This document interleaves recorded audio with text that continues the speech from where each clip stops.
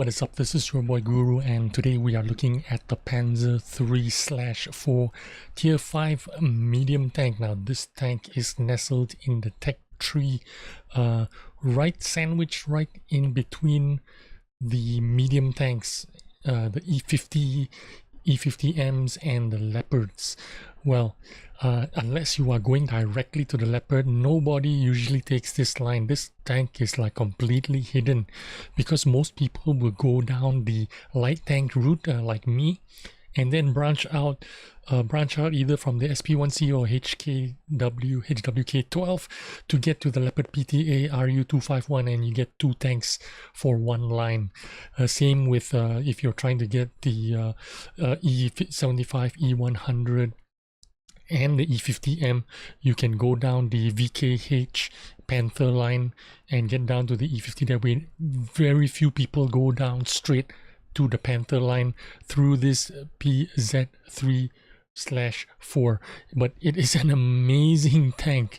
I've just been playing it a little bit on this account, and I've put some rammers, vents and optics in this tank. You don't really need to run gun rammers on this tank. You could run a gun lane drive instead of a rammer. Why? Because the reload time is 3.17 seconds. You don't really need a rammer. Without the rammer, you're gonna be still reloading about 3.5 seconds. You could do better with a gun lane drive, aiming a little bit quicker and being more effective that way. But let's get straight into a game and see how this tank plays. Alright, let's go ahead. Now, if you're here for the first time, remember to subscribe and turn on your notifications, especially if you're here for the mod pack videos that this channel is all about. I mean, it's quite popular. Give this video a like if you enjoyed it, if you learned something from it, if you took something from it, and I will thank you for it because it helps out my channel a lot. Well, here we are anyway in Cliff, and we are in the PZ.III/4. Now this tank does 110 damage. Look at the speed it has on this tank. 55 kilometers an hour top speed, 18 in reverse. It's quite a mobile tank, going forward and going in reverse. Wiggling is quite fast. Damage 110 per shot. 3.17 seconds reload time. Of course, this is with everything, your rammers and shit like that, but if you don't run rammers, it's going to be okay because you could run gun lane drive instead and improve your accuracy, right? 2.02 seconds with a 0.34 dispersion, 0.18 while it's moving, which means this gun is not too bad. I mean, you still need to aim a little bit. It doesn't hit everything all the time. I managed to hit those pillars instead of the tank, but let's try again. Let's try and hit those tanks, and yeah, not bad. I can penetrate that guy. But once again, if you are not happy with the aiming performance of the tank, you can switch out the gun rammers for the gun stabilizer, gun lane drive. That helps you out to aim a little bit quicker, of course, and you won't lose much because 3.17 to 3.5 seconds, you're not going to lose much in aim time because of that, right? So it's not a problem if you're going to use a gun lane drive. But anyway, here I am. You can see how quick this tank plays. It's nimble, it has a little bit of mobility. Oh, looks like we have a T-34-85M bearing down on us. Now that tank is a strong tank.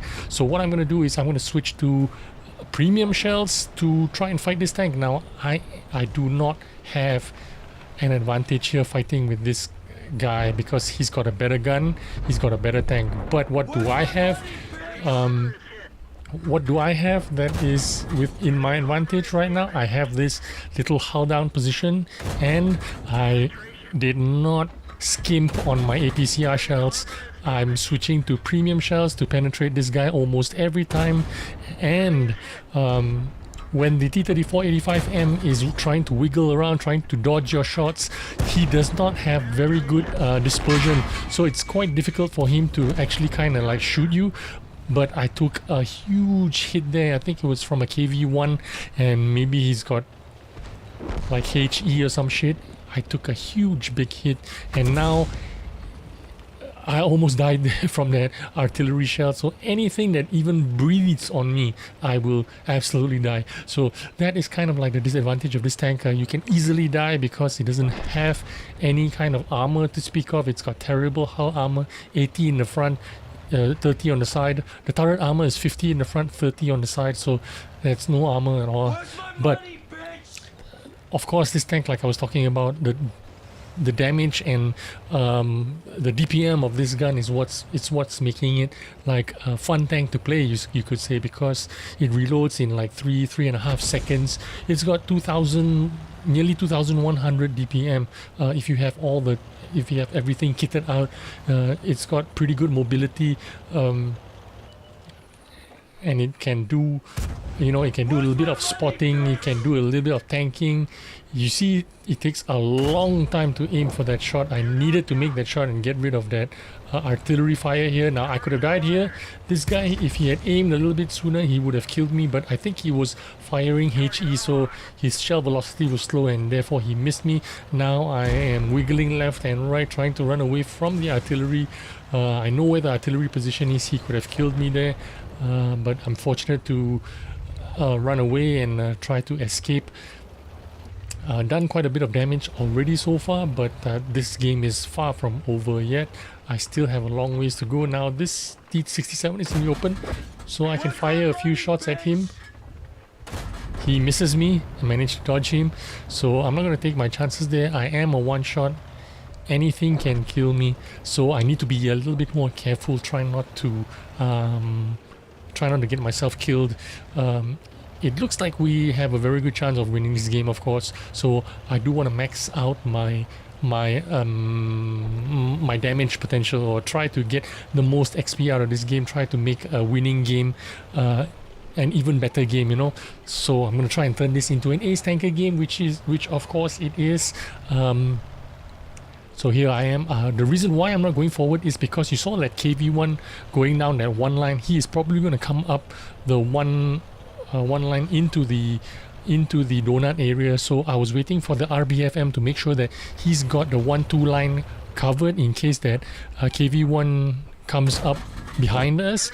So I wanted to make sure that he was there before I push forward to this position and snipe that Jagdpanzer. And sure enough, the KV1 is going to pop up real soon right behind the RBFM next to me on my left, and there he is, that KV1. That was what I was expecting him to do, and I didn't want to be there for him to kill me easily when he did that. But let's try and get some damage out of this guy. It doesn't look like I'm penetrating him. Yeah, there you go, finally I'm penetrating him. So let's see if we can get a few more shots out of him. I didn't penetrate him, so that sucks, but it looks like he's dropping down to fight the RBFM, so I'm gonna see if I can get to the ledge here and see if I can snipe him from the high ground. As he's trying to battle that RBFM, I'm just gonna shoot him on the side. But even with premium shells, sometimes you don't get all the penetrations in the world. But I do get to finish him off, so that's a at least I got to kill him. I think I've done over 2000 damage by now, so right now it's just a matter of finishing off the game, getting the artillery, the last tank on the game. Well, what an amazing tank this is. Now, if you are familiar with the T-67, the Seal Clubber, the Stat Padder tank, this tank falls into that category of one of those kind of seal clubbing tanks. If you don't have this tank, you should get it, just for the fun of it. I mean, if you're a seal clubber, you're a seal clubber. I don't care. It doesn't bother me. But if you want to have fun, have a fast firing gun with great mobility, this is a real fun tank to play.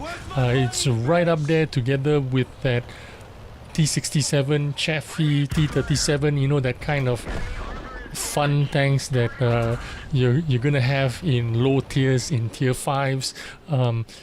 To hell with people calling you Seal Clubber or Stat Padder or whatever. As long as you're enjoying the game, that's the most important thing. So thanks for watching. I hope you enjoyed this video. If you did, please remember give it a like, and I will see you on the next video. Thanks for watching. Bye bye.